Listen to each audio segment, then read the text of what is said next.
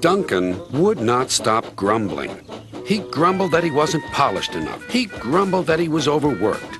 Most of all, he grumbled about the passengers.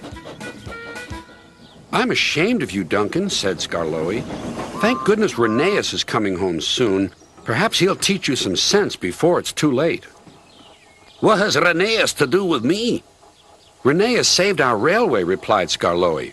"Please tell us about it," said Peter Sam. "Well," began Skarloey, "it was before you came here. Things were bad. Rheneas and I had to keep the trains running, or our railway would have to close." "How awful," murmured Peter Sam. "I tried hard," continued Skarloey, "but my old wheels ached. Rheneas understood. 'It's my turn now,' he'd tell me. He was often short of steam, but he always struggled to a station and then rested there. 'I mustn't stop between stations,' he'd say. 'The passengers wouldn't like it.'" "Humph," huffed Duncan. He had stopped on a viaduct and hadn't cared at all. "Passengers," continued Skarloey, "get cross if you stop at the wrong places. Rheneas stopped in the wrong place once, and this is what happened. One wet and windy afternoon when the rails were damp, Rheneas was traveling home with a full train. There were even passengers in the caboose. It wasn't a comfortable ride at all. Rheneas's wheels kept slipping, and it was a steep climb.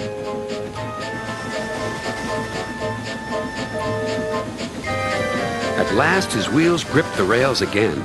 The worst is over, he thought. Now we're away.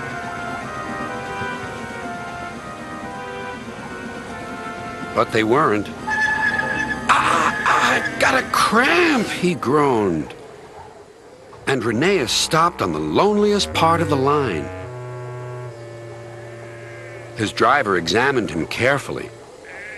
"Your valve gear has jammed. We need to reach the next station. Do you think you can still get us there?" "I'll try," replied Rheneas.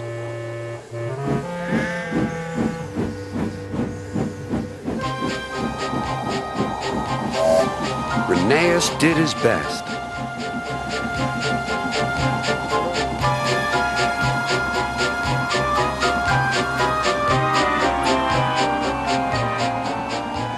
"If I fail," he thought to himself, "the passengers will be cross and the railway will close."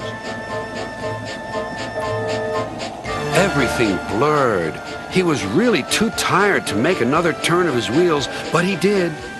And another, and another, and another.